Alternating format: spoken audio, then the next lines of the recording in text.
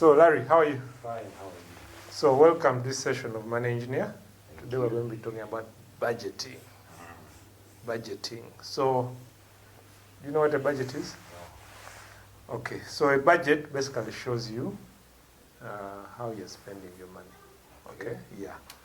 So let's take an example of this guy, okay? He earns a salary of 1.5 million Uganda shillings. He has some rental income of 0.5 million and some business income of 1 million. So he has 3 million shillings. So the budget basically compares his income to how he should spend his money. Okay. So if we look at his expenses, he has some rent of 0.5 million, fuel of 0.4 million, shopping of 1 million, medical bills of 0.5. So his expenses are 2.4 million. So he has some money left at the end of 0.6 million. Okay. So is this guy doing well or not? He's doing well. Why do you say he's doing well?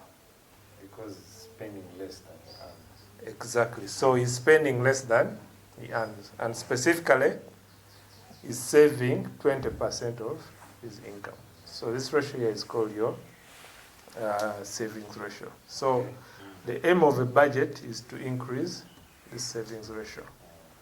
So how do you think you can increase the savings ratio? Well, by increasing how much he's making. Okay, so by increasing, so how can he increase his income? How can he increase income? He's earning 3 million, how can he make more money? Well, by generating more income streams. Exactly. So by generating additional income streams, he's able to make more money. So the question is, how does he generate these additional income streams? He takes his savings here of 0.6 million, then he invests them in other assets. So for instance, treasury bills, fixed deposits, rentals, and things like that. Okay.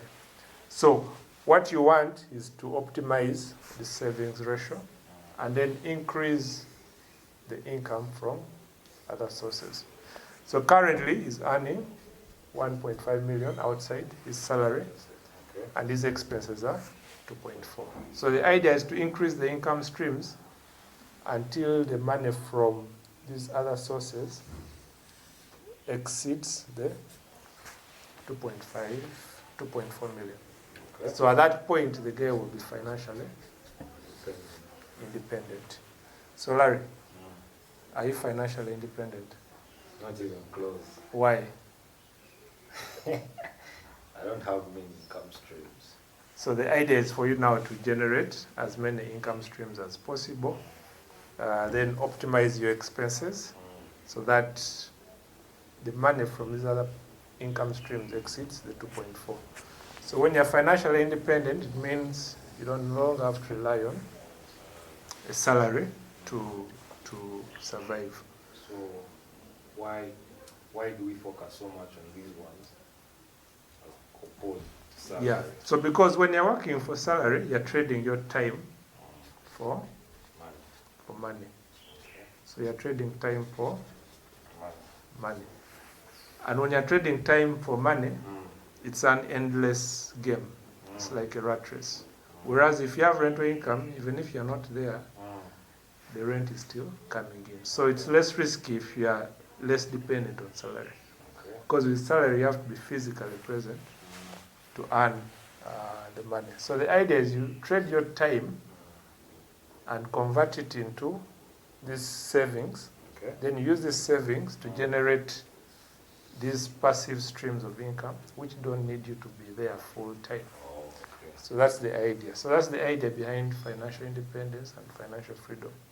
Now, the time you generate here now can be used to, first of all, leverage these other sources, but also to do things you're passionate about. Travel, teaching, anything you're passionate about. Once you're free here, then you can focus on those income streams. Do you have any other questions, Larry?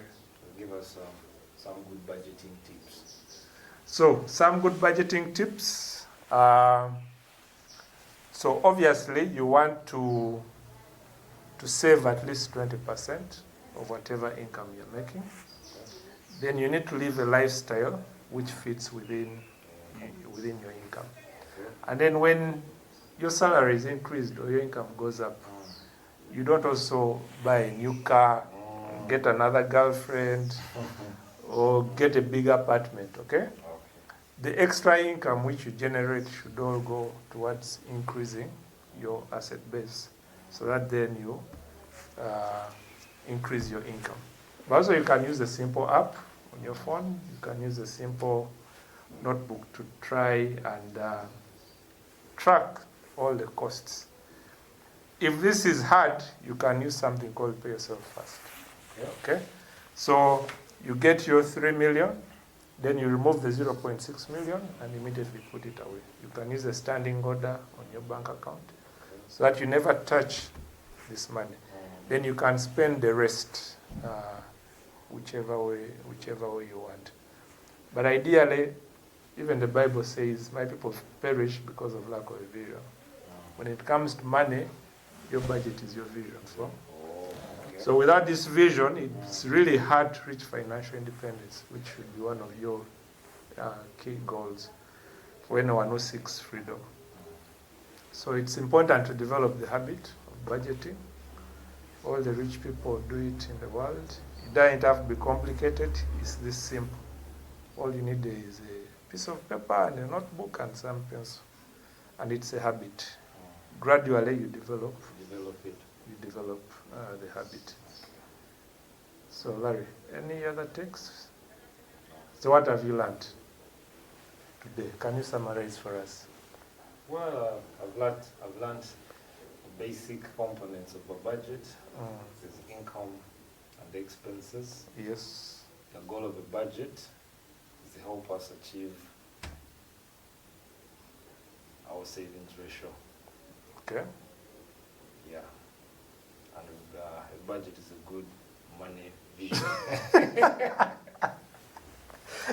Okay, so well done, Larry. A very good student. So this has been the Money Engineer with Larry.